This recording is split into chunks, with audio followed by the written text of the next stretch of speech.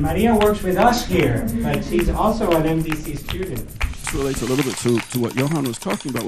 There was a sense of art being something lived. And I realized at that time, I want to be part of changing the world through this medium of arts in the way that I was changed. And that's why I'm here.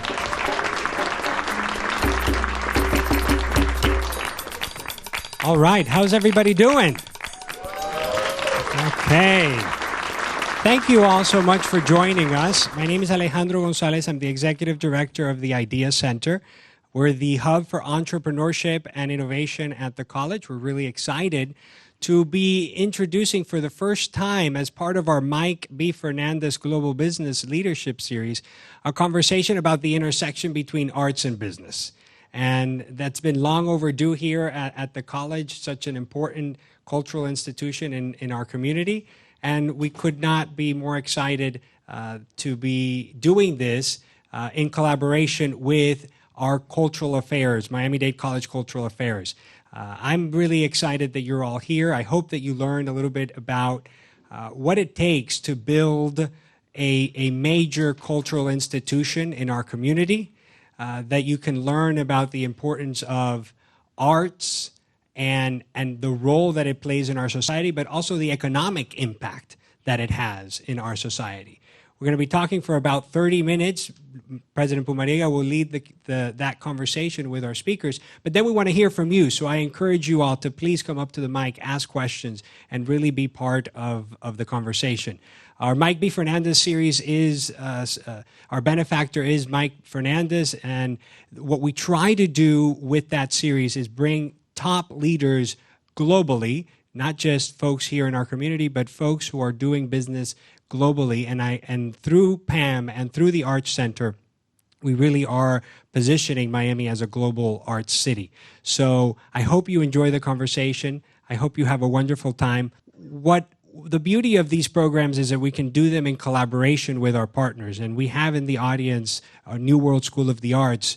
We have in the audience our art students in our MDC Arts programs, but we're also doing this in partnership with MDC's Cultural Affairs. So I want to hand it over now to my colleague, Maria Carla, who's the Executive Director of MDC Cultural Affairs, to share a little bit more about Miami-Dade College and the arts, and to introduce our speakers. Thank you very much, Alejandro. Good morning, everyone. Muy buenos días. It's such a pleasure to be here with all of you to welcome to Miami-Dade College two of the most distinguished leaders in Miami's renowned arts and culture ecosystem, the leaders of no other than PAM and the Arch, Franklin Sirmans and Johann Zietsman. It's really an honor for us to have them here and to hear about their journey and their outlook, their experiences in arts executive management. And for Miami-Dade College, it is essential that we expose everyone in our community, that we give every one of our students the opportunity to learn about the arts, to discover the artists in themselves, and to make a difference in arts and culture. Miami-Dade College has always been a pioneer in what is today known internationally as a city of the arts. 40 years ago, the Miami Book Fair started as Books by the Bay. We are the home of the renowned New World School of the Arts. We are home of the Miami Film Festival, which is returning for its 41st edition in April, on April 5th through the 14th, with screenings at both PAM and the Arch. We're proud to say we have, that's right. We are stewards of historic cultural landmarks like the Freedom Tower, which turns 100 in 2025, our Dyer Federal Courthouse, which is transforming into a hub of art and innovation in the heart of downtown, and our Cubic Center of Little Havana. We have a world-class Museum of Art and Design, a 30-plus-year-old performing arts organizations, Live Arts Miami. So we are so proud to be here with all of you, and we can't wait to foster even more collaboration with our partners at PAM and the Arch, and to continue to achieve together excellence in arts and culture. Thank you all very much, and thank you, Alejandro and the Idea Center, for the opportunity to join forces. No, it's our pleasure. I want to hand it over now to President Pumariega and to Franklin and Johann. Thank you all for being here.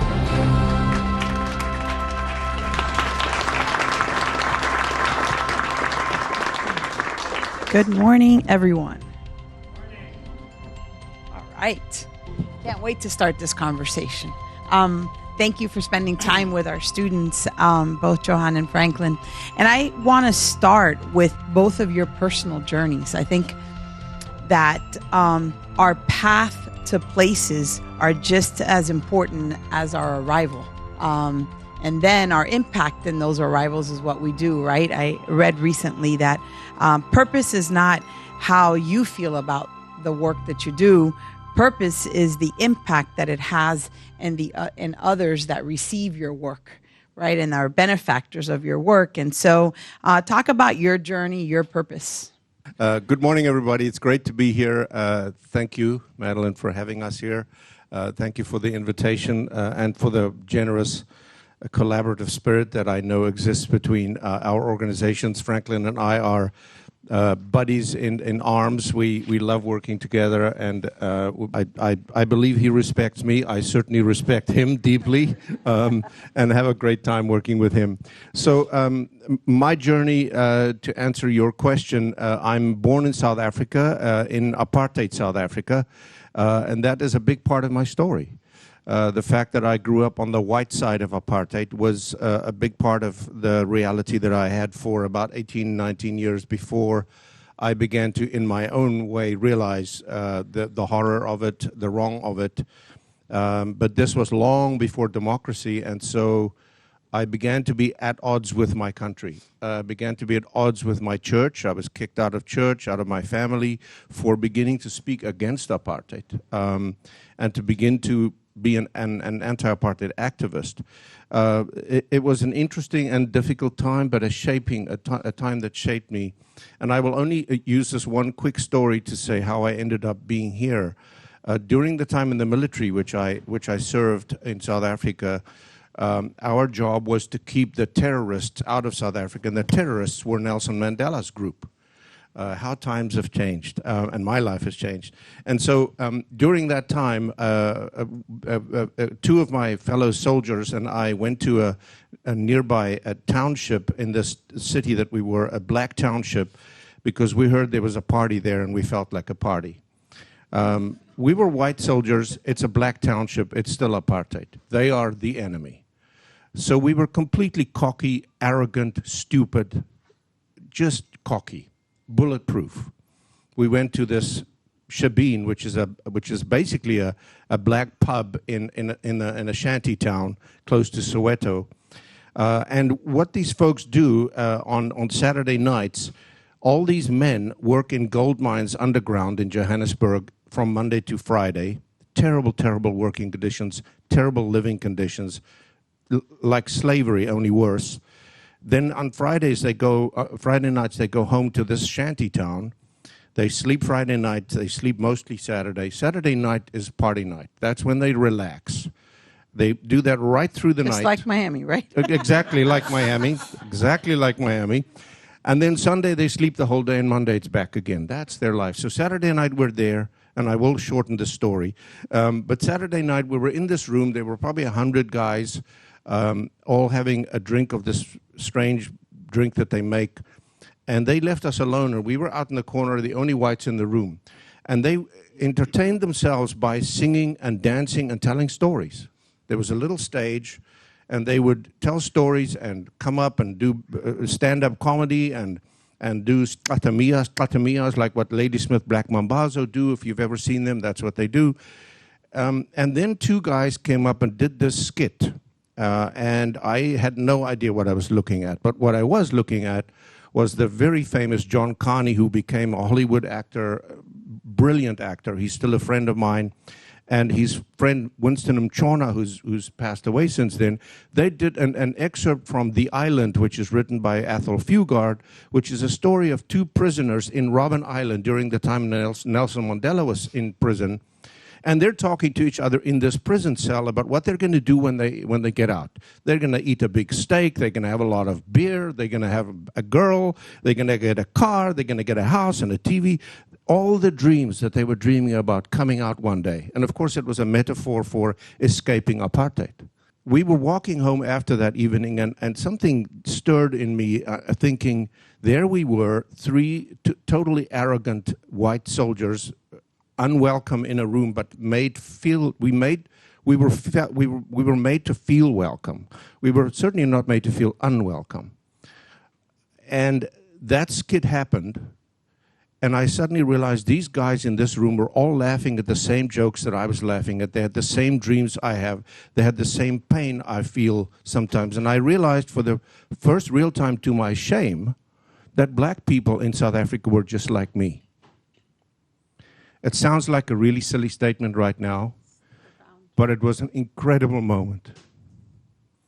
And I realized at that time, I want to be part of changing the world through this medium of arts in the way that I was changed. And that's why I'm here. That's fantastic.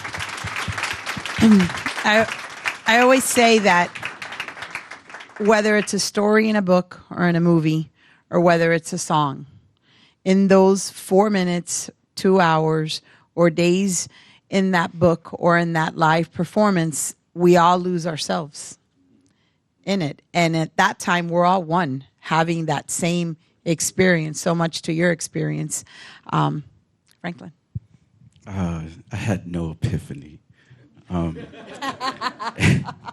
I grew up in New York City at the end, and I think it's important. I think the context of the 1970s being the end of, I guess, the civil rights movement here in many ways. A kind of reckoning as far as this country goes that we continue to deal with. I grew up in a household that was, I guess you would call it, upwardly mobile, right? So my father was a doctor, and we lived 10 blocks up the street from what is called the Studio Museum in Harlem. So we were exposed to a museum, but it was a museum that was modest in character, right? It's actually being rebuilt right now. And it had maybe 2 stories. But what I remember most about the experience of being there was that there was very little difference between what was happening on the street and what was happening inside. There was a very conscious, and this relates a little bit to what Johann was talking about, was there was a sense of art being something lived, something that people had to experience collectively, right? It wasn't the place, it wasn't the school trip that I also made to the Museum of Modern Art, where we went to look at paintings. It was so much more live. And so that was my initial experience, I think, with some degree of art. But the thing that really made the biggest impression on me in that moment was it was the 1970s, as I mentioned, and the New York Cosmos were there. And so that meant an exposure to globalism for a little kid who's growing up in Harlem, who's born in Queens, where my heroes were a guy who looked like me from Brazil, a guy from Germany named Franz Beckenbauer, who recently passed, a guy from Italy named Giorgio Chinaglia, and another black guy from Brazil called Carlos Alberto. And this was like the life itself.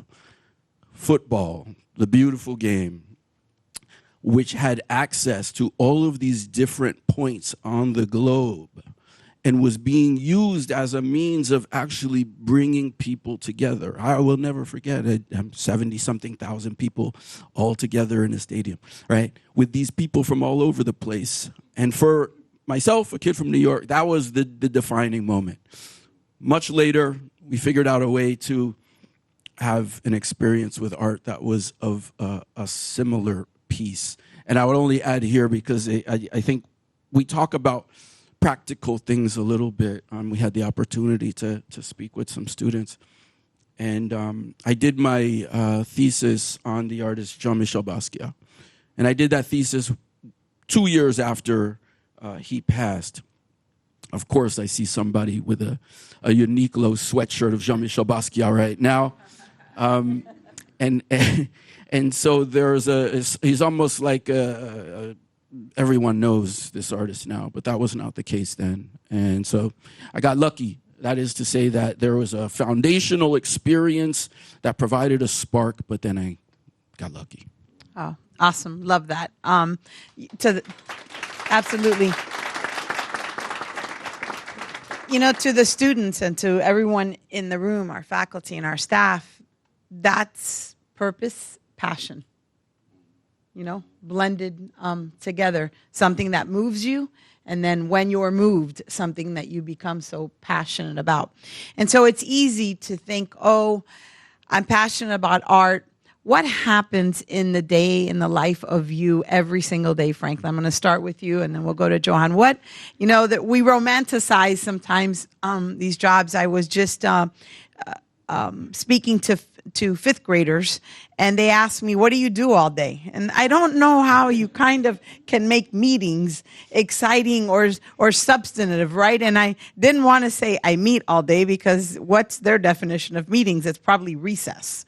And it's not ours at all. So what happens every day at PAM? What excites you about it, and what could they expect being a director?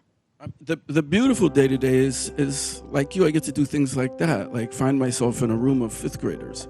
Like, and I think there's something... Randomly, right? It's amazing, though, right? And that's kind of why the desire to be in a museum space is, because weird, random things happen.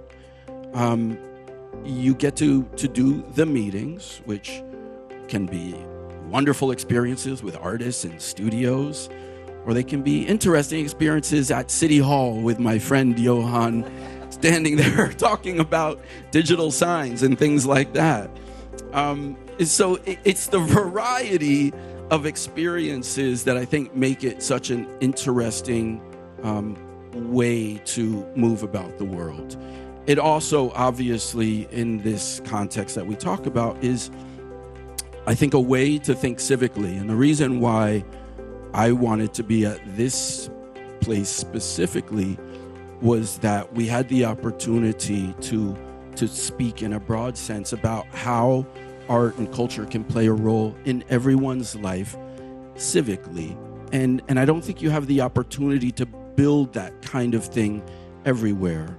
One of the things we like to say is that we're working from a young vantage point, right? So like in the scope of museums, we've been around for 40 years. We've only been in that building for 10 years. And that's a very short period of time. We've only been making a collection for since the mid-90s, right? So 25, 30 years. And the collection, when I say making the collection or building a collection, is meant to be the symbol of who we are. We buy things with what we call a Miami lens in mind. So all of these things are about taking advantage of this moment in time in order to hopefully bridge gaps, to provide new ways of thinking, and to be a part of a really exciting moment in this place that we call home. John?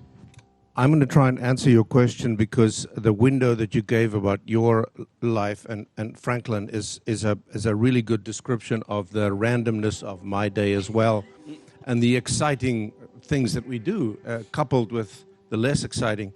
But so today at 8:30 in my car, I often start my morning by making some phone calls to board members.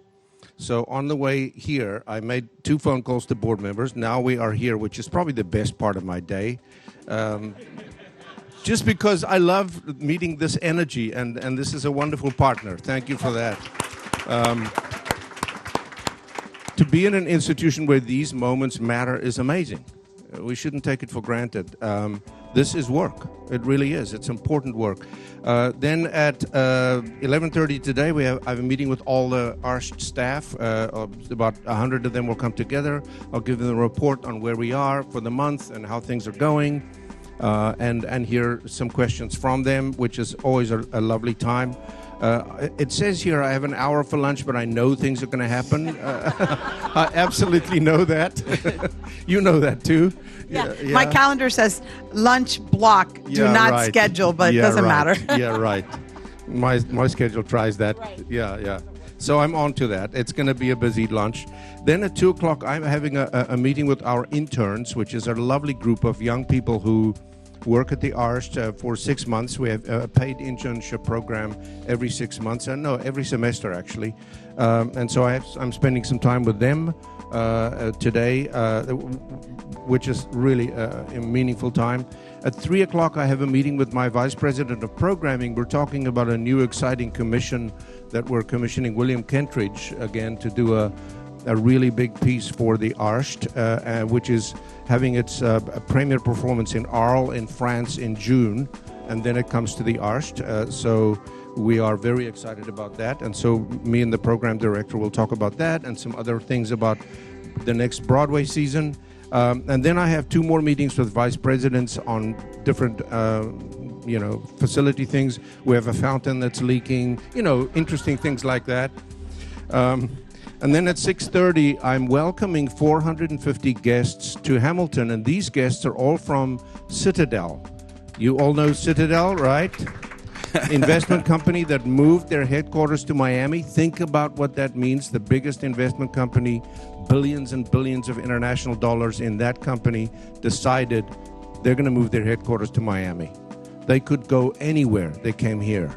Not only because we don't pay taxes on, salaries, not only because it's summer year-round, other things like arts and culture, like good education, like good lifestyles, like all kinds of things that they think that their staff and families can have here. Among other things, Mr. Ken Griffin bought 450 tickets to Hamilton for tonight, and his staff are coming there, and I'm welcoming them tonight. At 7 o'clock, I'm also hosting 54 other guests from another group also coming to see Hamilton. We're having cocktails together, and then we're all going to Hamilton. At 11 o'clock, we're meeting some of the artists. So at 11:30, I will call some more board members from my car. Wake them No, up. you're not. Not at all. Not at all. Not at all. The last people I want to talk to at that night is my board members. It's not good if you're talking Yeah, to them no, at that time. So it's just a typical day. It sounds like I'm joking, but really it's a wonderful, wonderful type of job to have. As Franklin said, the variety, all kinds of things come at you, that you don't always plan. But that's part of the job, and I love that. I love it. And I was watching him scroll his schedule. So they were all legit. They're in green there. I think the board meetings were like in red. So the art industry in Miami's $2.1 billion industry, 31,000 jobs. I'd like to say the college is the workforce engine of this community because 9 out of 10 of our students stay right here, work right here. Our programs align to what the community needs. But I also like to say, and many have heard, that we're the cultural engine of this community. You heard Maria Carla start off by 40 years ago, 41 years ago, 42 years ago, and then 10 years ago. Think about Miami 40 years ago. The college was probably it in terms of really facilitating art and culture and movies and books, performing arts, our theater programs, our faculty. And so how do you see now both of your organizations at PAM and Arsht building on that? You've done a phenomenal job. Hamilton here today is a perfect example of Miami could have only dreamed that Hamilton would be right here in our backyard and accessible to the community. How do you see that we build on that? And I'll close with this. I've always said that Miami cannot be a world-class city without art and culture. And I believe we would not see the Citadel here today and a Ken Griffin coming from Chicago if we did not have an art and culture scene. So that the people 30 years ago and 20 years ago and even a decade ago questioning why we invest in art and culture is because it's the path to, one, uniting people in our community, but being a world-class city. How do we build upon that? How do you see your role, your institutions, and your leadership in that? You can go first. 20 years ago, there was no Arsht Center. We're 18 years young. And as far as performing arts centers go, that's very, very young. So we're still growing. We're in our late teens, literally, and learning as late teens do. What do you want to do when you grow up? And so the Arsht is there. It's an exciting time. But in that time, I spoke to ex-mayor Manny Diaz a while ago, and I said, and he said, Johann, you have no idea how the world has changed since the Arsht came to be. We were talking about economic impact, which is part of your question. As an architect, I studied the impact of buildings on cities, and specifically arts buildings. They're always catalysts. They always are. They are catalysts for many, many things that happen around them. So I was asking Danny, we were talking about the catalytic factor of the PAM and the Arsht. He said, well, in the Omni district, before the Arsht, the property tax from the Omni district, which is where we are, was $50 million a year, the property tax coming from property in that area. Today, it's $1.5 billion. So that's the property that came into that area because the Arsht is there, because PAM is there. The catalytic effect is a huge economic impact already, just in 20 years. And you're right. What's going to happen 20 more years, 30 more years? Then also, I want to say in terms of our impact, we don't measure our success only by economic impact, but we're also not naive. We are a business, and we have a big footprint.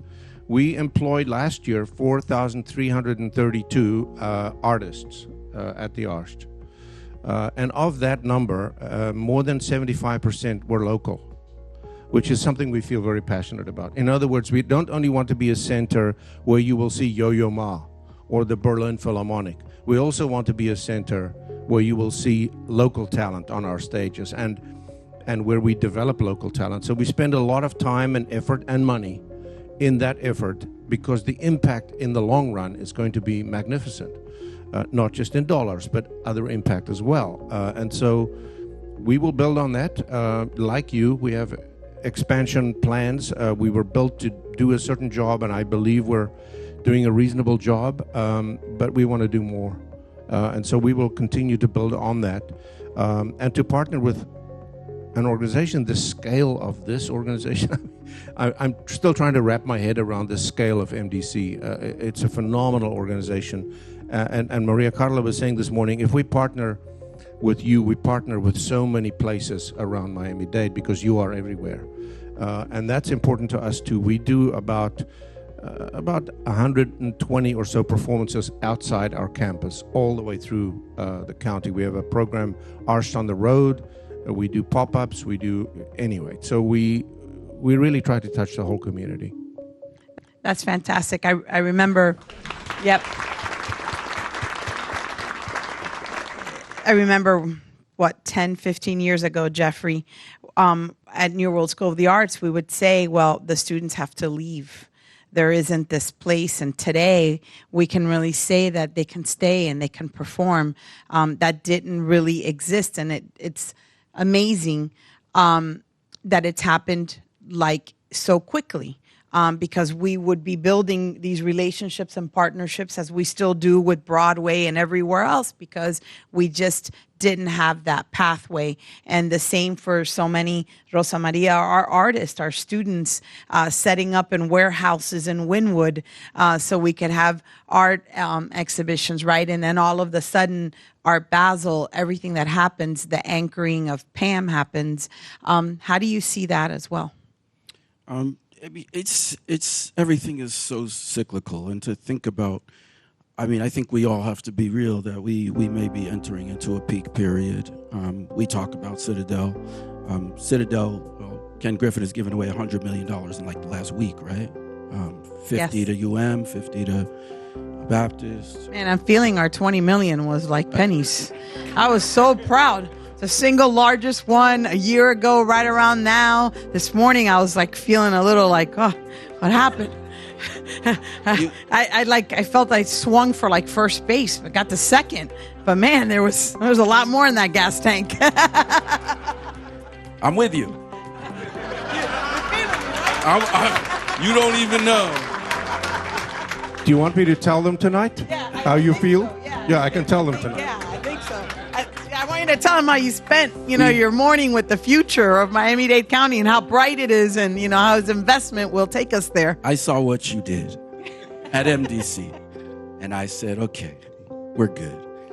And then the last 2 press releases, I'm like, oh. I'm glad you're But we're feeling good. my pain, man, No, because but we're I've been, good, you know, though. No, we're good, we're good. please don't get me wrong. We're I'm super grateful, we're grateful.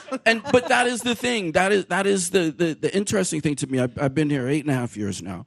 And we're on this upward trend because we knew we were on this upward trend because of all the things we've talked about, right? There's no reason why not. There's great people all over the place. There is a commitment to private and public. There's a commitment to culture. Not for nothing, we're all right here. Arsht, right here. Us, Frost, MDC. Water. It's magic.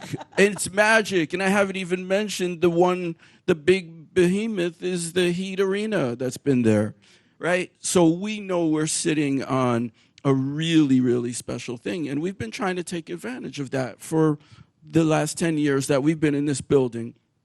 COVID happened. And honestly, as an accelerator, it has accelerated everything for us. Our commitment to digital, our commitment to technology, all of a sudden, no one knew who Zoom was. And then all of a sudden, we're all there.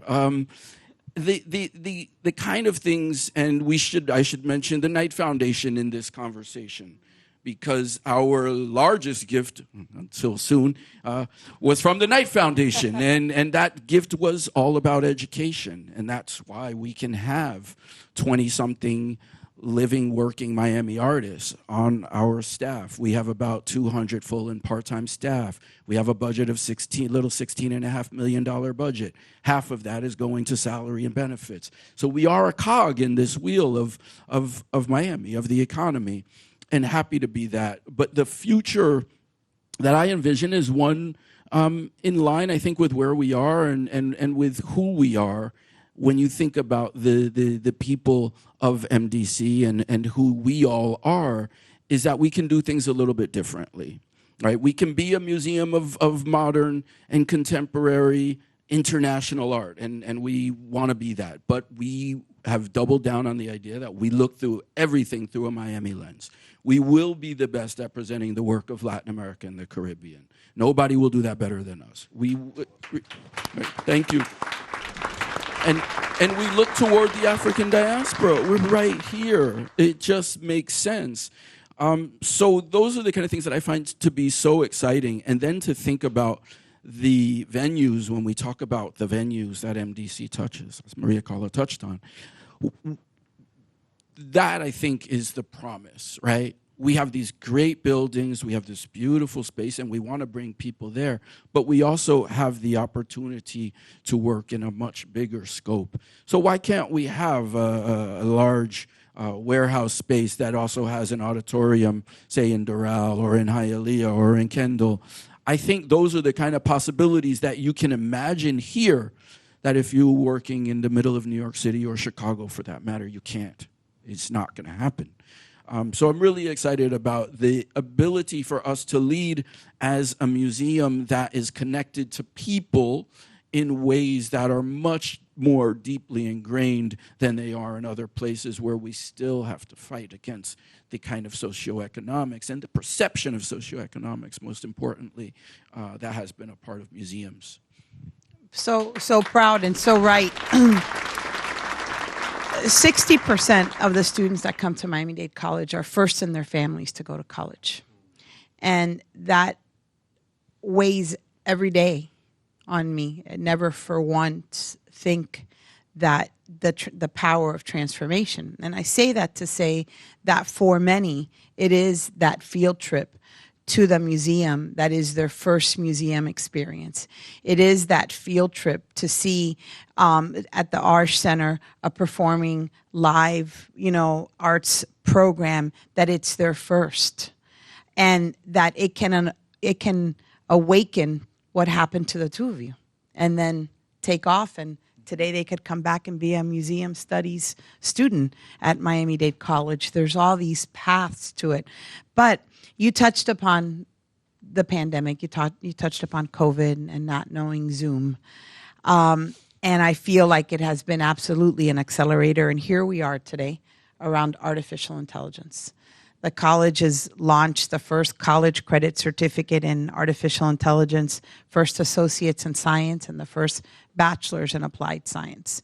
500 of our faculty from all disciplines have gone through artificial intelligence training. We're using it across disciplines, whether it's healthcare or education, or whether it's business or technology and engineering.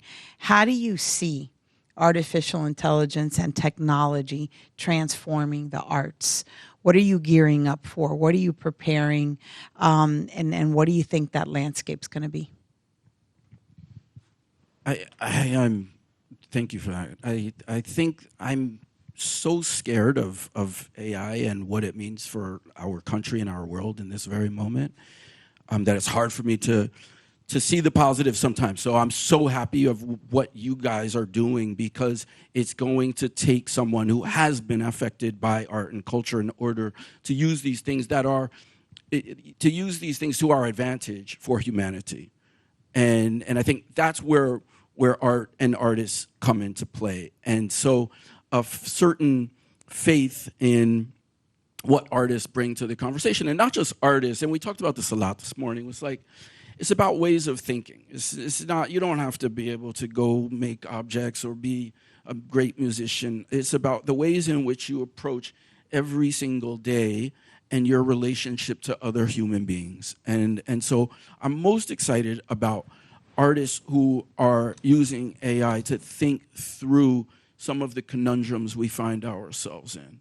We all know we're looking at doctored imagery right now, right? And at a certain point, we're going to stop questioning that imagery unless we are cautious in some way. So I'm excited about AI and the possibilities. We have a new exhibition on view right now called Sea Change, which plays with some of these ideas in a very nuanced kind of way, a way of exposing what it means to think about making art with a new digital apparatus and with machines that allow for you to do things that you can't do in a certain amount of time or by yourself. So it's exciting and scary.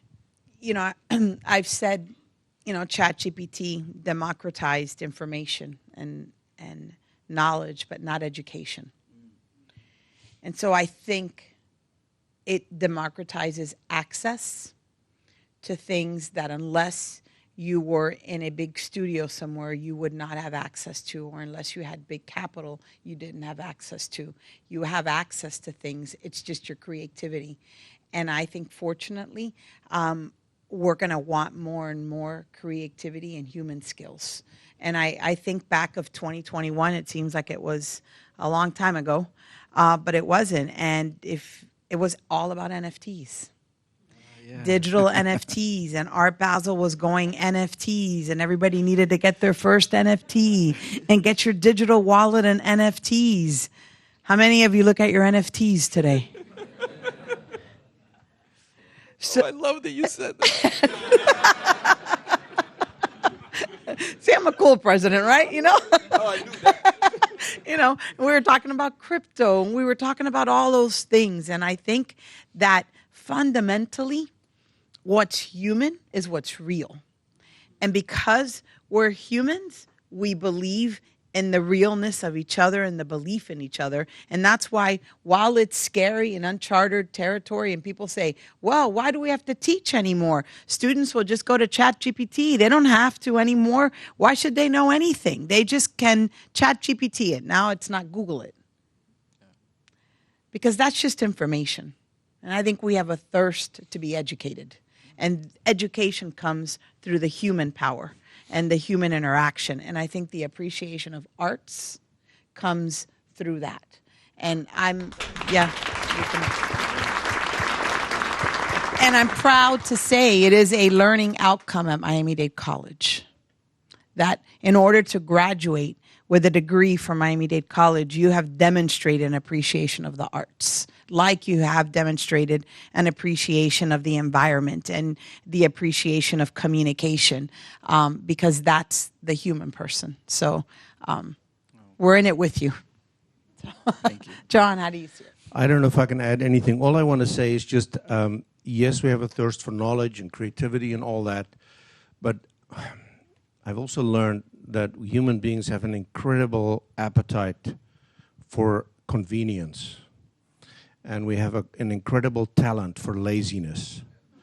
And so if there's something we can do quick and easy, we're going to do it quick and easy. Unfortunately, I wish it wasn't true, but I think it is true. And so if I can ask ChatGPT to, tell me whether the Earth is flat or not, it's going to tell me what it thinks because of all the information that everybody put in.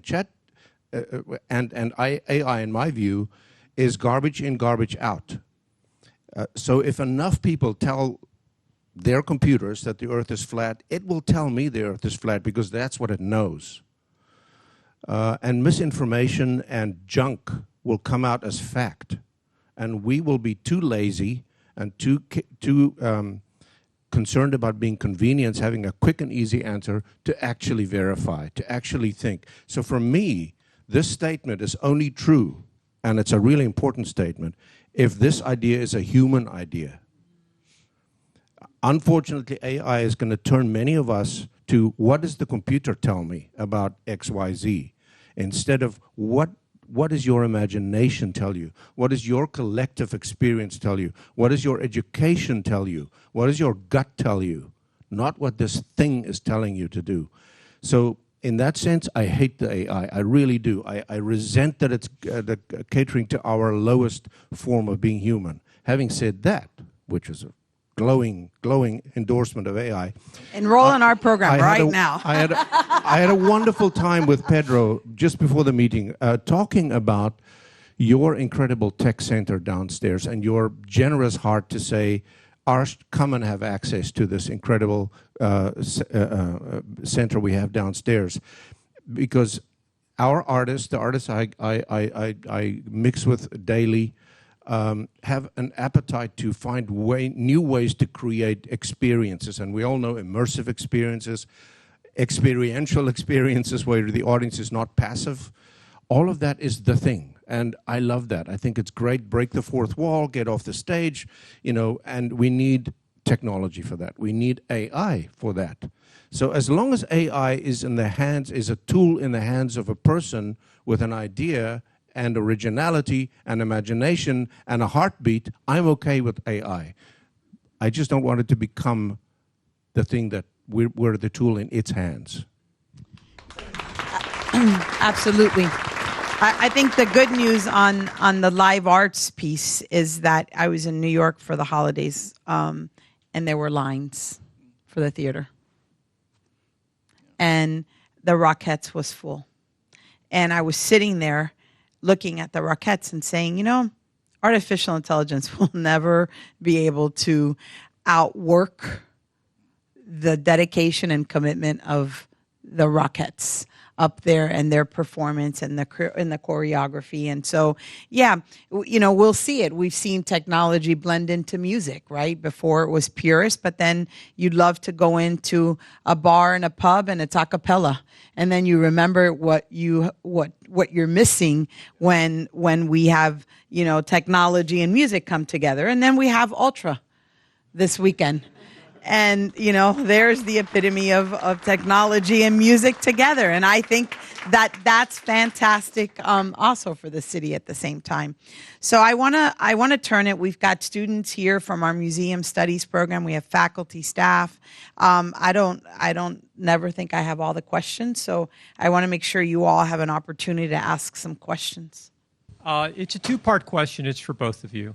The first is, a great mathematician once said, give me a lever long enough and I will move the world.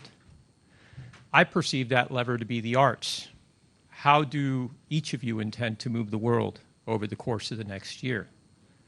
And the other thing is, your own personal opinions. What is the greatest achievement that an artist could aspire to complete outside of self-aggrandizement or monetary reward? I'll start with the end of that, is touching people. The greatest accomplishment is touching people, touching lives. I think there are that we could make lists. Right now, I think of an artist like Theaster Gates, whose work involves everything that Madeline just mentioned in terms of interdisciplinary media, but it's all about touching people. It's about one-to-one touching people, like presence. It goes beyond merely looking at something, and it's about collective bringing people together. And I think that is the greatest accomplishment we possibly can make as far as an artist right now. That was beautiful. That touched me. Awesome. Great. And Thank you. the other and part. the year ahead, Yes. digital sign. I can't resist. It's coming by hook or by crook. I don't, like I said, we're in a really fortunate position, and part of it is about the movement and the change that is happening here in Miami. So first and foremost, what is going to happen when we continue upon the growth path, at least for now, is that it's going to allow for us to touch more people. Like, straight up, this is where it's going. We are going to be able to have more artists who are part of the museum, who are then interacting with more kids in the public schools. We started a great program with our, who I miss dearly, Superintendent Carvalho, who together we started what we call Kids Pass. So every single kid in Miami-Dade County public school system can have a free membership anytime. Come anytime with a parent or guardian. And so we want to continue to build on those types of things, be able to offer them to the private schools. We are fortunate in that some of these people who have moved have relationships there that have allowed for us to replicate that program. But it really is about touch. How many more people can we touch with all of the beautiful things that we're talking about that allow for us to think in ways that will be helpful for humanity? I love that. Johann? Where are you, the questioner? Oh, he's here. Your first question. So the lever that I think we will use to change the world has to do with what Franklin just said. So I'm African. We tell stories in Africa. So Janesha came to us at the Arsht 10 years ago. To participate in our annual summer camp, which is the Ailey Camp. We work with the Alvin Ailey American Dance Theater from New York. Every year in the middle of the year, in June and summer, we do 6 weeks of summer camp for 100 students that we select from the whole county. And we select them on the basis of the students that we can have the biggest impact on, not because they're dancers or singers or, so they come into the camp burdened with life. They come from tough circumstances. And in the 6 weeks, Monday to Friday, 8 to 5, we feed them, we bus them. They go through a whole program which includes dance, but it also includes music and drumming and self-esteem, personal development, mental wellness courses, many others. It's a very, very comprehensive 6-week program. They come out the other side transformed, completely different kids. So she came in, shared in the beginning, they're asked to share their life dreams. She said, look, I come from a house where my mother is incarcerated. She was incarcerated when I was born. I was born in prison. She is still incarcerated. I am 14 years old, and I'm the mother for 4 other siblings in this house because there's no mother. So her life is not great. She can't see dreams, she can't see future, she just sees a really tough life. But she said she saw somewhere on TV, some program about medical, a hospital or something, and she said, wouldn't it be nice to be a doctor, to, fix all this? But she said it's a dream that she set aside because impossible. So she came to Ailey Camp, she did it 3 years in a row because she was young, and then she aged out. When she told her story to our board at a gala, our gala awardees, 12 years later, she's a cardiologist.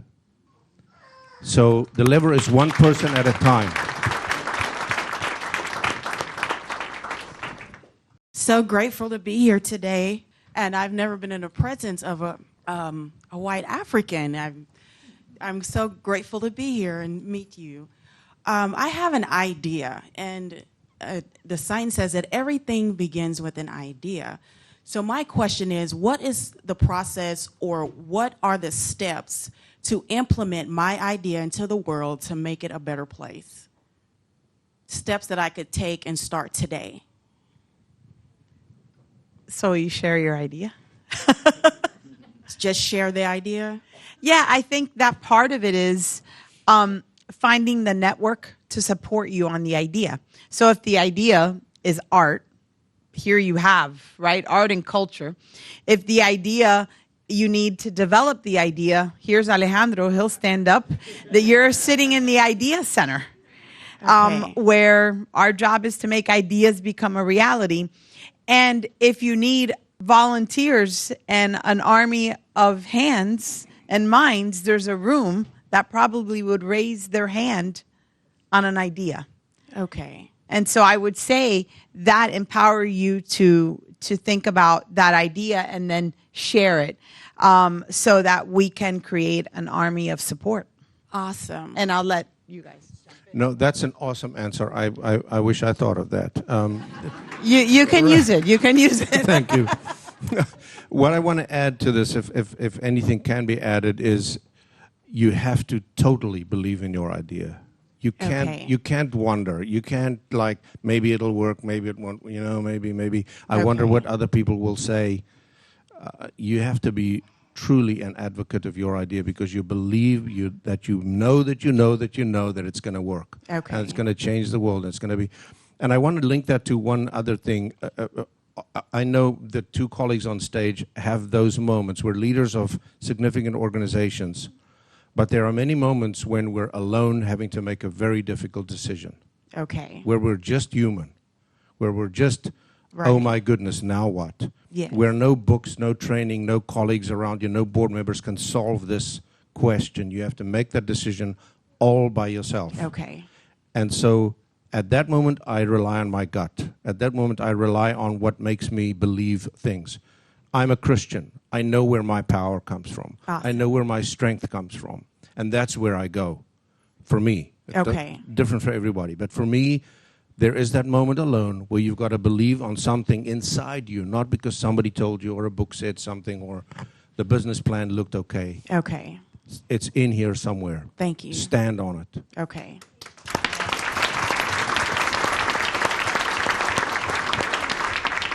All right, we've got time for one more question, and then we'll bring it in for a landing.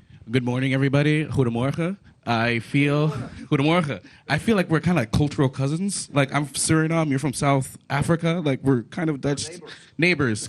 Yeah. My name is Stefania Richard Gallen. I'm a local artist. I went to New World School of the Arts, and I work with the Idea Center here on my ideas and bringing them to life.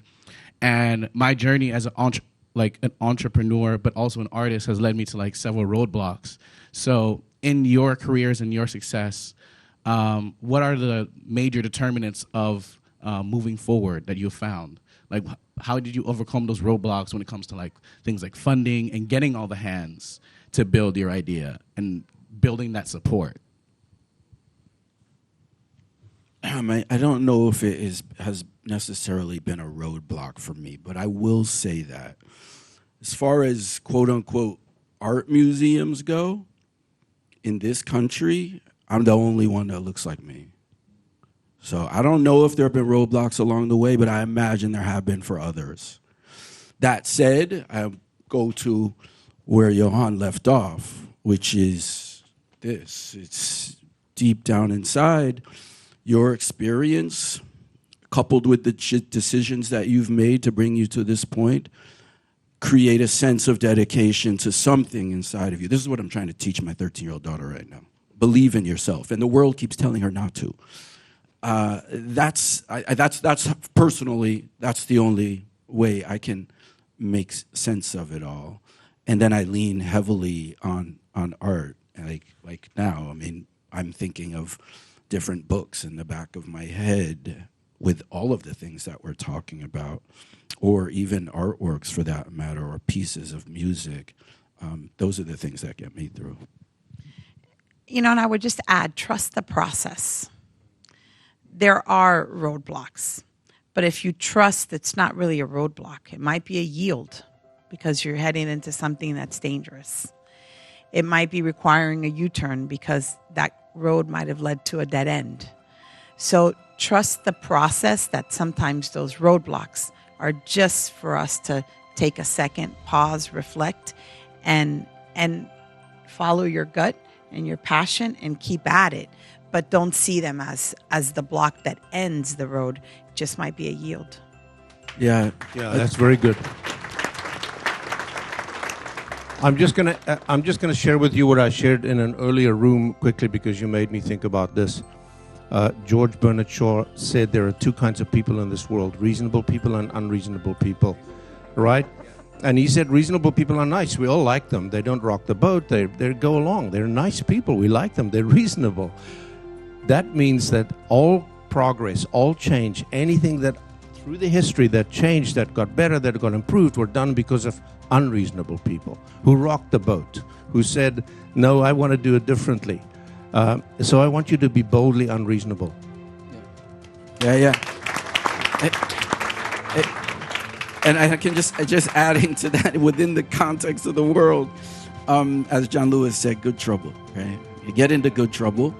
And on a practical level, when you say to me, I'm an artist and an entrepreneur, I'm automatically like, well, what does that mean? Because so many artists want to be on that one side, or entrepreneurs want to be on that one side.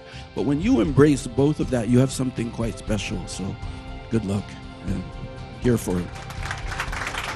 Johann, Franklin, thank you so much for being here with us this morning, for what you do every day to unite us in our community and to entertain us and to love us. So thank you so much. Thank you for you. Please give another hand of applause to our guests.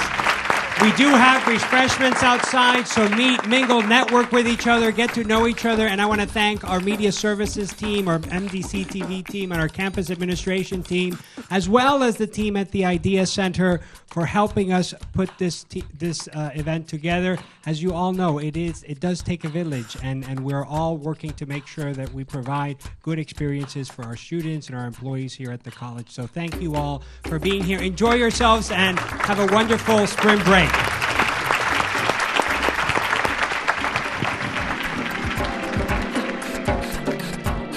A world of education and opportunity within reach.